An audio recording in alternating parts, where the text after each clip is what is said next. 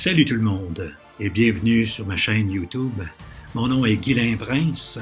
Je suis un franciscain du Canada. Depuis toujours, j'aime le hard rock, le progressif, le métal. Et puis, sur cette série-là, on prend le temps d'écouter et d'analyser des super chansons. Vous êtes ici pour entendre parler, pour partager avec moi sur la chanson Pan, la 5e chanson de l'album Human Nature de Nightwish. Si tu viens pour ça et que c'est strictement ça qui t'intéresse, je te suggère de regarder le minutage ici, là, et puis de te rendre directement à cette section-là de la vidéo.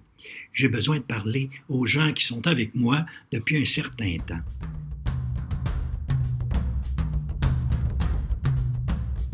Chers amis, j'ai remarqué par les réactions que j'ai eues dans les commentaires qu'il y a une distance culturelle entre moi, Canadien, et plusieurs d'entre vous qui êtes Européens. Si bien qu'il y a des choses que moi j'assume qui ne sont pas là.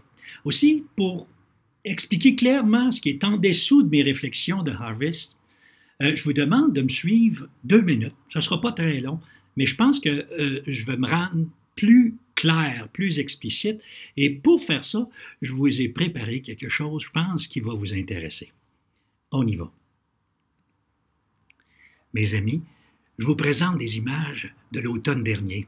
Je suis allé avec mes confrères franciscains, on est allé ramasser des pommes sur une belle montagne à Rougemont. Regardez les couleurs du Québec qui sont flamboyantes l'automne. Puis regardez, pour moi, ça veut dire quoi, Harvest? La fête, la joie, les récoltes. Alors, tout ça, pour moi, c'est ça, l'automne, c'est ça, les récoltes. Ça rime avec abondance. Variété, couleur, fête. Voilà le sens du bal de la récolte dont je parlais. Maintenant, je vous invite à regarder attentivement cette image tirée du vidéo. Et c'est ça que je veux dire quand je dis il y a eu un filtre appliqué par l'équipe qui a créé la vidéo. Et ce filtre-là rend tout jaune. Et c'est ça que je crois être une indication de quelque chose. C'est d'autant plus parlant, on pourrait dire, il y a quelqu'un qui a décidé de vouloir évoquer l'automne. Oui, je suis d'accord, oui, c'est les couleurs de l'automne, c'est vrai, c'est les couleurs. Mais c'est les couleurs de l'automne, mais il y a ratatiné, réduite. Et on peut se dire, quelqu'un a mis le doigt sur le filtre jaune-orange, jaune, et l'a oublié, mais non. On a la surprise de voir qu'il y a un endroit dans la vidéo où il y a du vert. Et ce vert, il apparaît seulement sous le couvert des arbres. La verdure apparaît seulement lorsqu'elle est protégée par de la verdure qui est plus haute. Et c'est ça qui m'a mis la puce à l'oreille de la question du réchauffement climatique. C'est le fait qu'il y a juste un petit peu de vert quelque part. Maintenant, si vous voulez, suivez-moi encore un petit peu. On retourne d'abord dans le 2e paragraphe.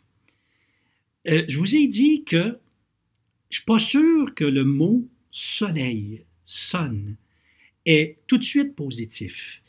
Pourquoi? Qu'est-ce qui me fait dire ça? C'est tout simplement parce que dans les chants précédents, il n'est parlé du soleil que d'une façon ambiguë. On parle du sunless world, bien sûr, ça c'est l'endroit où il n'y a aucun soleil, aucune communication. On parle du sunset, donc ce n'est pas le plein soleil qui nous tape sur la tête. Et on nous parle aussi d'un soleil, ça c'est à la toute fin de Shoemaker, d'un soleil qui est tape à l'œil, donc qui nous frappe l'œil et c'est pas positif. Alors c'est pour ça que je disais ce qu'on appelle comment les pièces précédentes informent l'élément soleil quand on arrive là. Puis remarquez que dans le chant Harvest, c'est que vous avez des millions de gens qui font face au soleil, qui sont devant le soleil. Je fais juste dire, je ne suis pas sûr que c'est positif, moi. Mais comme je vais le démontrer, c'est que c'est le soleil avec sa pleine force qui, actuellement, à cause des conditions, cause quelque chose. Mais suivez-moi un peu plus loin. Dans le paragraphe numéro 2, The strange piece of storm me questionne, hovers over crops. Ça me questionne parce que les tempêtes naturelles, ça fait partie de la Terre, ça. Ça fait partie du cycle normal des saisons, ça fait partie de la vie normale. Or, je pense que cette étrange paix, d'une étrange storm, n'est pas un phénomène naturel. Il y a quelque chose d'inquiétant, à mon avis. Et cette étrange tempête, que je pense, moi, non naturelle, c'est les jeunes qui la voient. C'est les jeunes qui en sont les témoins, d'où la présence d'un enfant, d'où la présence d'un jeune homme dans l'un et l'autre verset. Mais on continue. Je fais juste signaler que moi, je suis resté avec une question. Vous vous rappelez à la fin de Noise, il y a la question de ce Beyond the Human Horizon, Something Terrifying Sleeps. C'est pour ça que je cherche depuis cette chanson-là, Noise. Qu'est-ce que c'est? De quoi il parle, Thomas, quand il parle de ça? J'ai l'impression, moi, après avoir étudié Harvest, et je pense qu'on commence à parler de changement climatique. Mais continuons notre étude.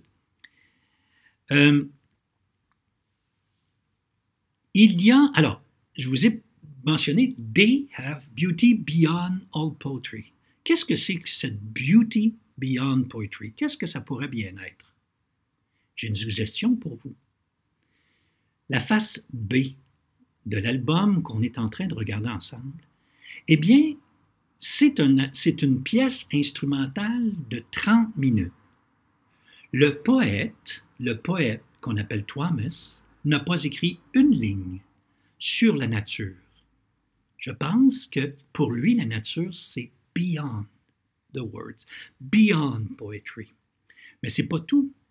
Il a donné la parole à d'autres personnes. Donc, le poète est sans voix devant la nature et il donne la parole à un autre poète qui parle et qui décrit très bien la nature, Byron, et il donne la parole aussi à un des plus grands vulgarisateurs du cosmos. Qu'est-ce que tout ça se dit? C'est merveilleux. C'est que pour moi, la beauté au-delà des mots, c'est nature. Tout simplement nature. La nature. Alors, qu'est-ce que c'est que ce « they » OK? Puis moi, je prends un mot au hasard, là, comme ça, là, hop, j'attrape ce mot-là. Je vais les appeler The Greedy Bunch. The Greedy Bunch, faites pas attention pour le moment au fait qu'ils en parlent dans la chanson musique, c'est pas grave. Pour le moment, je les appelle comme ça. The Greedy Bunch, ils ont accès à la nature. OK? On me suit bien? Mais, qu'est-ce qu'ils font? Ils choisissent a silent misery. Il y a une décision. Une décision de quoi? Qu'est-ce que c'est que silent misery? Est-ce que c'est l'état des sourds de toute l'origine de musique? Ceux qui ne sont pas encore éveillés à la musique, ceux qui ne sont pas encore éveillés à la nature, au sens de beauté. Qu'est-ce que c'est que silent misery? Est-ce que ce ne serait pas le fait que dans la chanson Noise, il y a des gens qui n'entendent pas la voix humaine parce qu'ils sont tellement dans la pollution du bruit et de l'image. Ils sont aveugles. Mais aussi, il y a la voix de la terre. Ils n'entendent pas la voix de la terre. Ça voudrait dire ceux qui choisissent de ne pas entendre les préoccupations de l'humanité et la souffrance de la terre. Ce seraient eux qui choisissent a silent misery. Mais on continue parce que le verset ou la ligne qui pose le plus de problèmes aux commentateurs, The deeper their sea, the less remains. plus profonde est la mer, est leur mer, et moins il en reste. Moi, je vais vous inviter tout à l'heure à lire ce verset-là avec l'autre qui est juste à côté. Mais pour le moment, on continue. Qu'est-ce que c'est que their sea? Et c'est ça qui, pour vous, causait un problème. Et moi, j'ai une suggestion à vous faire. Dans un chant qui concerne harvest, qui parle de harvest, on sait que pour les récoltes, ça prend du soleil, ça prend de la terre, ça prend de l'eau. Or, le seul endroit où on parle de grosses quantités d'eau, c'est là. Je ne suis pas en train de dire qu'il y a des personnes qui contrôlent l'eau, quoique, mais je suis en train de dire que pour Thomas, ce n'est pas important directement à quoi il se réfère. C'est de savoir que pour lui, c'est aussi important que l'eau. Et là, il est en train de nous dire que c'est aussi important que l'eau et ça appartient à quelqu'un. C'est sous le contrôle de quelqu'un. Vous me suivez? Qu'est-ce que ça pourrait être? Qu'est-ce qui est très important, mais qui est dans le contrôle de certaines personnes? Je ne sais pas, moi. Est-ce que c'est les ressources naturelles? Est-ce que c'est des biens? Est-ce que c'est de l'argent? Je ne sais pas. Mais Thomas pense que c'est quelque chose d'essentiel et que c'est eux qui le contrôlent. Maintenant, il y a quelque chose d'important, de deeper, c'est-à-dire comment ça devient de plus en plus profond. De plus en plus profond.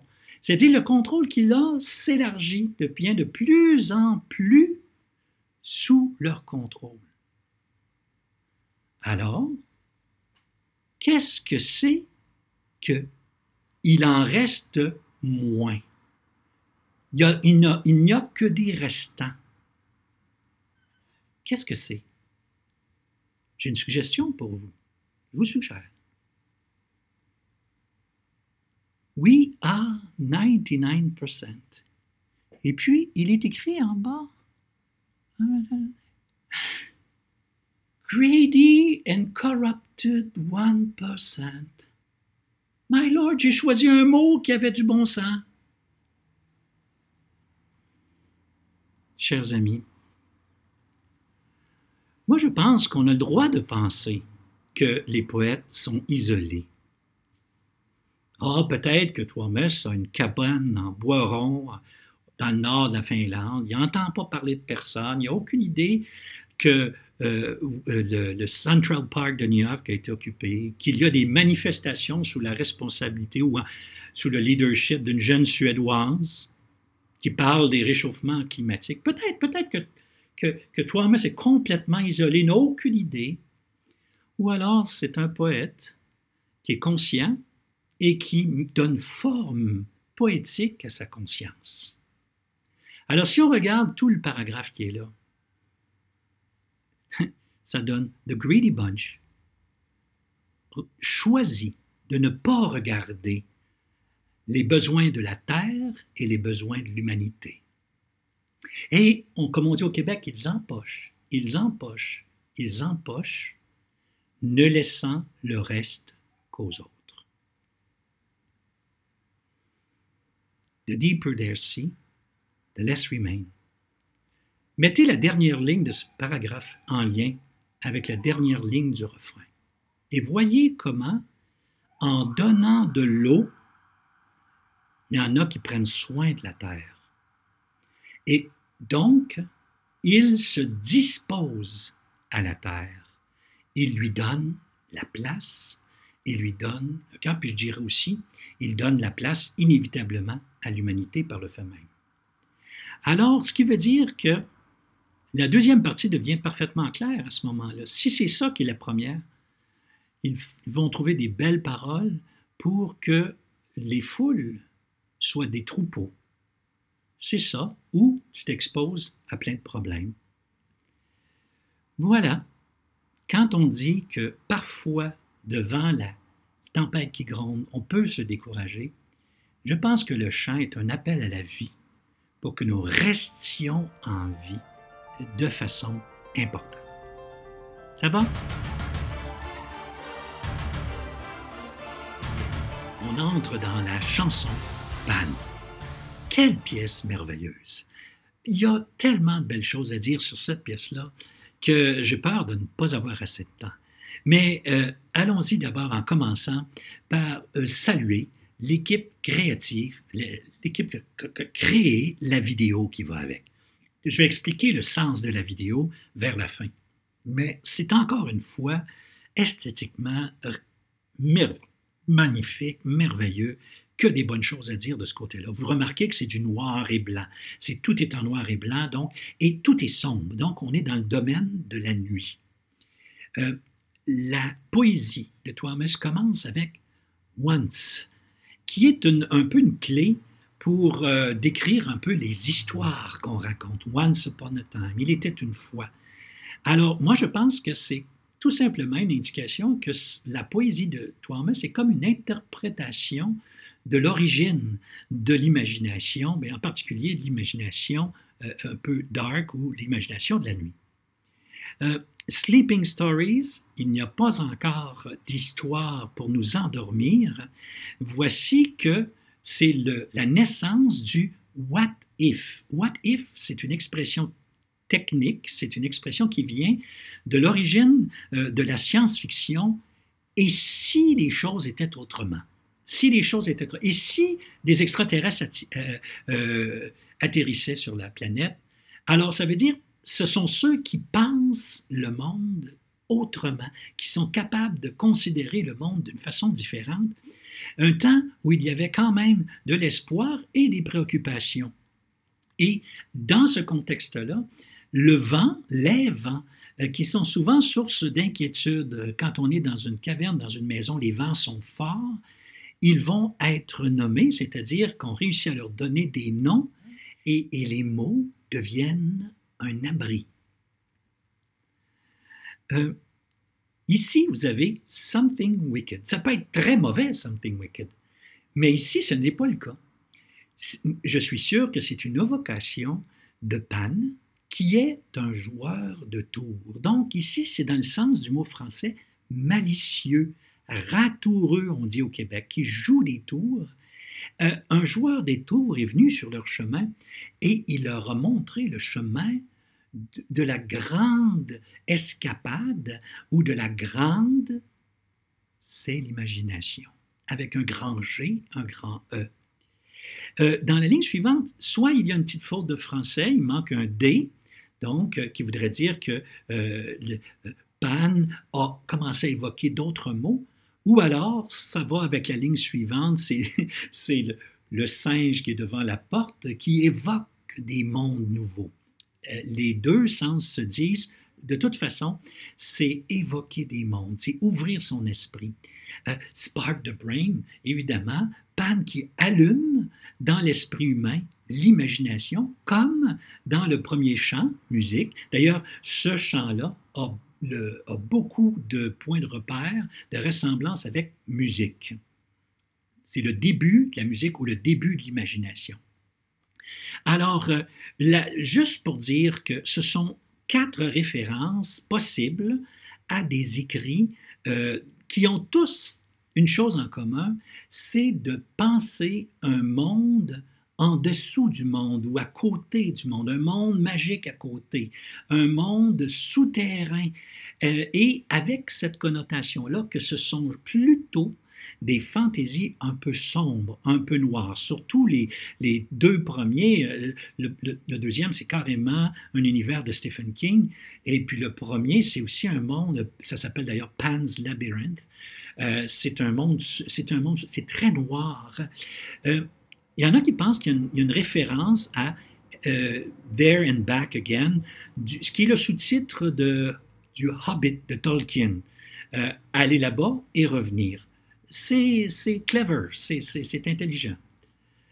Et là arrive cette magnifique ligne mélodique, cette section Quand j'étais enfant, nous autres, quand on voulait dire à quelqu'un t'es complètement détraqué, t'es complètement fou, on fait on faisait ça comme ça, nous. Cette ligne mélodique, faite avec des demi-tons et avec des glissando, pour moi, ça veut dire que ces auteurs de dark fantasy sont un petit peu fous, un petit peu, ou ils ont une vision euh, tordue de la réalité. Et je crois que c'est un compliment que fait Thomas parce qu'il aime beaucoup le genre de la fantaisie un peu noire, etc. Ce qui est un style, moi, que je ne peux pas lire parce que moi, ces images-là me restent pris dans la tête pendant des mois, fait que là, ça va. Et ensuite de ça, un moment seul avec, ici on a une expression très très rare qui est en fait l'équivalent de l'inconnu, et quelque chose qui est connu mais qui n'est pas connu. Et en ce moment de solitude avec ce qui n'est pas connu, nous permet de revoir, de repenser le monde, de l'imaginer ce monde-là différemment et même d'imaginer sa propre maison différemment. Je pense que ce qu'il y a de commun à énormément de ces écrits, c'est souvent que c'est notre vie quotidienne qui nous donne accès à un monde souterrain. Et c'est dans ce sens-là que ce chant-là arrive. Un besoin primaire, fondamental, hein, de toucher, de tendre la main vers les étoiles, d'aller vers le grand, vers l'au-delà, dans le sens de plus grand que soi, et puis aller là et revenir. Je pense qu'il y a quelque chose que Thomas apprécie d'une façon tout à fait particulière, c'est le fait que de voyager dans un autre monde nous permet de penser autrement le monde présent. L'auteur d'El Toro, qui a écrit le premier dont on a parlé tout à fait en haut, c'est carrément à travers l'imagination qu'on est capable non seulement de penser le monde autrement, mais aussi on est capable de le changer, de se donner une vision nouvelle. Je pense qu'il y a ça dans ce champ-là. Se perdre soi-même, pas vraiment se perdre soi-même, c'est s'abandonner, en fait, pour savoir qui nous sommes. Se perdre pour se trouver. Et puis, suivre le cours de cette histoire qui se développe sans perdre son nom. C'est pour ça que je dis que c'est pas vraiment se perdre, c'est comme s'abandonner à quelque chose, à des nouveaux espaces, puis en gardant quand même son identité. Entrer dans le monde, ici vous avez Tirnanog, qui est un monde imaginaire que je ne connaissais pas, je suis allé voir, qui est un monde imaginaire de la mythologie celtique, et vas-y dans ce monde imaginaire-là et ramène tout ce qu'il y a de bon là-dedans. Alors, on se retrouve avec ce chant-là, je trouve vraiment très beau. Et c'est là qu'arrive le dernier couplet qui situe toute l'histoire d'un seul bloc. Et cette mise en situation-là, c'est que soudainement, A Pale Blue, vous connaissez cette histoire, peut-être pas, mais moi j'ai fait l'étude de la section nature. A pale blue dot in the cosmos or in the sky, c'est en fait la Terre. C'est assurément une référence à la Terre, qui est maintenant désignée sous forme d'un stage de théâtre, une scène de théâtre. Donc, la Terre, voici qu'elle est présentée comme une scène de théâtre où il y a des tragédies et des fantaisies merveilleuses, tragiques bien sûr, mais il s'y trouve beaucoup de vie. La jouer, cette pièce-là, c'est à toi. C'est à toi de l'écrire, c'est à toi de la vivre. Et c'est pour ça que la vidéo, en fait, nous présente des jeux, toutes sortes de jeux qui sont en désordre. C'est qu'en fait, cette table de jeu, c'est la Terre. Et chacune des pièces qui se réfèrent d'ailleurs à des romans, chacune des pièces qui sont là sont en fait une illustration symbolique de notre monde, de notre pays, où il se joue différents drames, différentes choses qui sont remplies de grandeur. Et d'ailleurs, la dernière pièce de l'album, tout à fait, absolument, qui s'appelle Ad Astra, célèbre tous les événements de l'histoire, les étroitesses comme les grandeurs, les saints, les péchés, en tout cas, bref, à mon avis, cette image d'une table de jeu, c'est une illustration symbolique de la Terre. Je vais juste vous signaler qu'il y a un arrière-fond de cathédrale, et puis je ne l'ai pas mentionné en descendant la liste, mais cette idée de la cathédrale qui est le fruit de l'imagination. Bon, je ne pense pas, moi, qu'il y a un statement là, à cet endroit-là pour dire que la religion, ce n'est que de l'imagination, mais de dire que les plus grands édifices qu'il y a eu pendant des millénaires ou des siècles sont des produits de l'imagination. Ça, moi, je pense que oui, la magnificence de l'architecture, de l'art sculpté, des vitraux, et c'est ce qu'il y avait de plus grand. Donc, tout ça, toute cette histoire-là est à l'intérieur d'une cathédrale. C'est très beau. La dernière ligne, Ready tonight by a playwright, je pense que ça, c'est un plaisir qu'a Thomas parfois de jouer avec les sonorités. C'est pas une phrase, à moins qu'il y ait une forme ancienne, là. C'est pas une phrase en français, en anglais très commun, pas plus que ça me semble très heureux comme structure, mais ça rime, c'est punché, et ça veut tout simplement dire soit prête est la nuit, ou encore prépare la nuit, par le dramaturge, par celui qui écrit, qu'on vient juste de nommer, c'est-à-dire toi.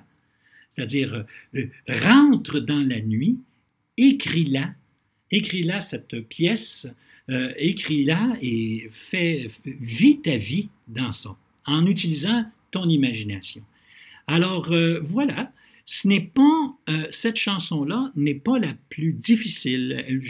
À la première lecture, en fait, beaucoup de clés apparaissaient. Il fallait simplement aller lire un peu les références, lire un peu sur les références. C'est ça qui a été le plus long, en fait. Mais c'est donc une célébration vraiment fort sympathique de l'imagination qui est allumée par la nuit et qui se déploie de façon absolument délirante chez plusieurs grands auteurs que notre ami Thomas apprécie beaucoup. Est-ce que je dois le dire encore? Je dois le dire encore. Sir Thomas, well done.